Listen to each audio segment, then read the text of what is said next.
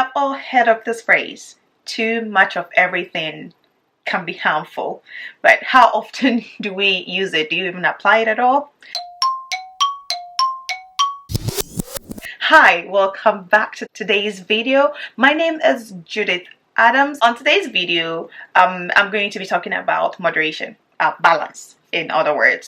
I found out that the use of balance and moderation can be very, very helpful to our lives. So this is about a story, not really a story, an epiphany that happened years ago. I was slacking at work. I had just had my child as a new mother postpartum. I lost my balance. I would go to work very late, very, very late, sometimes an hour late, and I was just generally underperforming at work. My boss called me to her office, and the first question she asked me was, "What is wrong with you?" The question, "What is wrong with you?" struck a nerve. I wept, I bawled my eyes out. After that, I loved the conversation that we had. And this conversation we had, I picked one thing and one thing only, and that was finding my balance. She said, "You can do it all. Don't overpour into one and underpour into something else, into another. Find a way to balance this. Embrace it." So I walked out of her office ready to make this work. So I went home, I took a journal, and I distributed my time and attention. So what I came up with was, I would just learn how to be in tune with myself. So I listened to my intuition. If there's anything that is off, I would know. I'm present with myself, like most often. I sometimes even run a survey on myself to find out how things are going with me. I also started journaling. You know, journaling can be so helpful if you're trying to find moderation, if you're trying to find your balance. Also, what I did that helped me was I decided to just pay attention. And after all this, I found out that life was changing. Life was becoming good. I knew when to stop. I knew when to pause. I knew when to hit go. I knew when to give up. When you know how to balance, sometimes you know how to get off a table you do not belong to. So it's just like cooking. When finding your balance, cooking with the right proportion of ingredients can yield you a very palatable dish that you'd enjoy. However, if you make a mistake with any proportion, if you're cooking a meal and then, let's say jollof for instance, and you put so much salt in it, I'm not sure you're going to be able to eat it.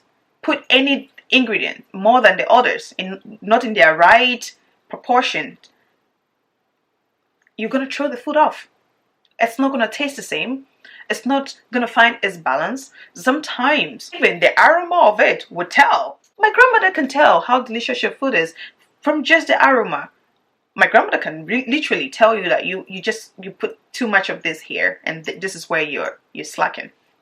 So after finding myself and knowing these things, I have learned how to consume less. I have learned how to shut off in my friendships, my daily life, my relationships, family life, and everything.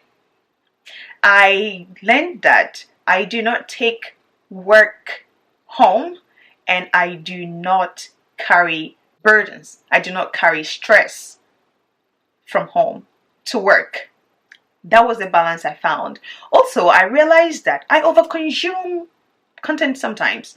I overconsume some certain negativity that goes on in the world that has a great toll on me most often. So just recently, there was this case going on, the police brutality that Ty Nichols was shot. A friend of mine sent me the video, and prompted me to watch it. And I told him I wasn't going to watch that video. And he felt like I didn't have any concerns at all. I just didn't care. And I had to explain to him, it's not like I do not care. I know myself very well. If I watch this, I'm going to be traumatized. It would take time. That is, even if I ever do, it would take time for me to forget the scenes that I'm going to watch. He wasn't just baffled because I was hammering on my nose. He was baffled because I was right. And that is one thing I also do. I have found balance between what I want to consume and what I do not want to consume on social media. So if something has an impact on me and it's negative and it would throw me off and it would affect my mood, I will not watch it. I would be aware of it.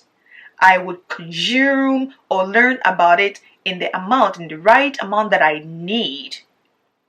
But I would not dwell in it. I would not go looking at things that would have a toll on me.